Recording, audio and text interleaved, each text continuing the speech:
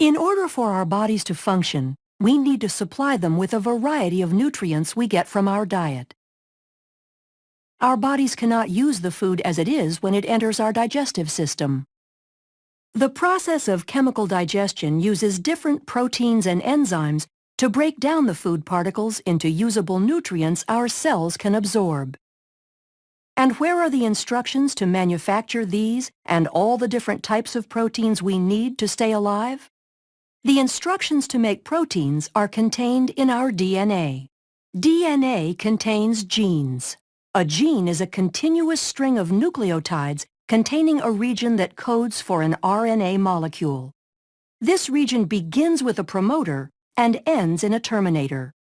Genes also contain regulatory sequences that can be found near the promoter or at a more distant location.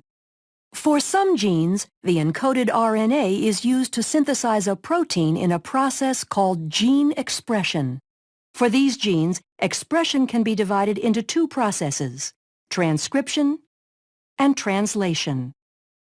In eukaryotic cells, transcription occurs in the nucleus, where DNA is used as a template to make messenger RNA. Then in translation, which occurs in the cytoplasm of the cell, the information contained in the messenger RNA is used to make a polypeptide. During transcription, the DNA in the gene is used as a template to make a messenger RNA strand with the help of the enzyme RNA polymerase. This process occurs in 3 stages: initiation, elongation, and termination.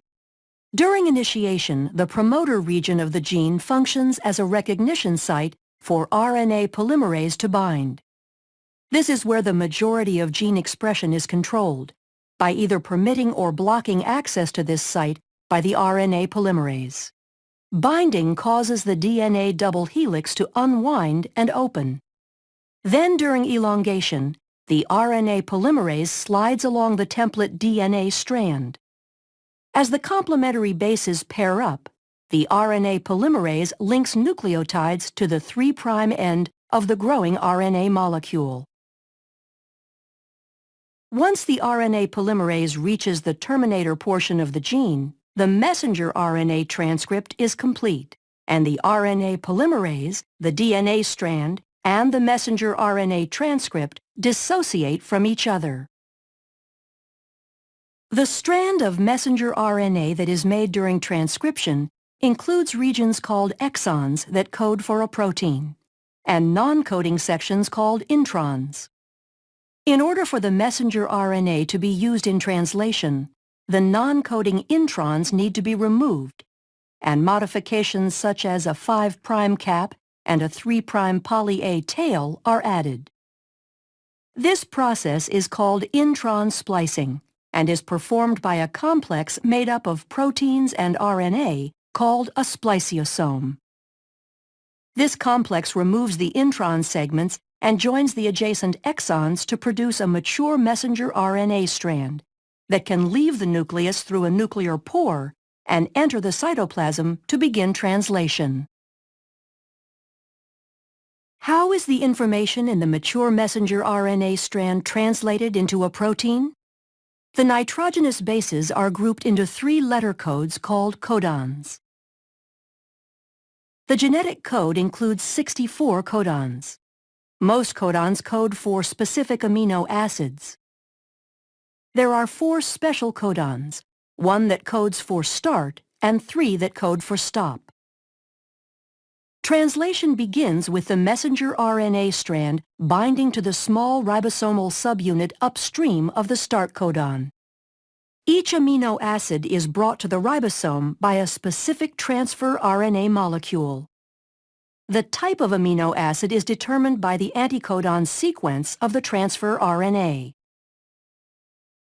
Complementary base pairing occurs between the codon of the messenger RNA and the anticodon of the transfer RNA. After the initiator transfer RNA molecule binds to the start codon, the large ribosomal subunit binds to form the translation complex, and initiation is complete. In the large ribosomal subunit, there are three distinct regions called the E, P, and A sites. During elongation, individual amino acids are brought to the messenger RNA strand by a transfer RNA molecule through complementary base pairing of the codons and anticodons. Each anticodon of a transfer RNA molecule corresponds to a particular amino acid. A charged transfer RNA molecule binds to the A site, and a peptide bond forms between its amino acid and the one attached to the transfer RNA molecule at the P site. The complex slides down one codon to the right, where the now uncharged transfer RNA molecule exits from the E site, and the A site is open to accept the next transfer RNA molecule.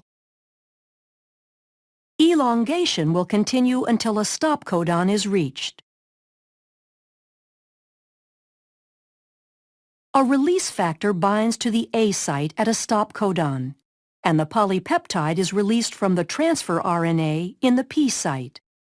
The entire complex dissociates and can reassemble to begin the process again at initiation. The purpose of translation is to produce polypeptides quickly and accurately. After dissociation, the polypeptide may need to be modified before it is ready to function. Modifications take place in different organelles for different proteins.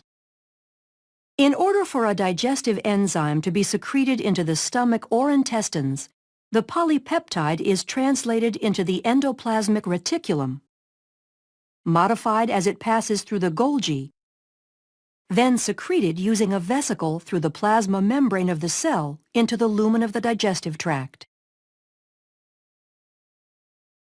Proteins are needed for most physiological functions of the body to occur properly, such as breaking down food particles in digestion, and the processes of transcription and translation make the production of proteins possible.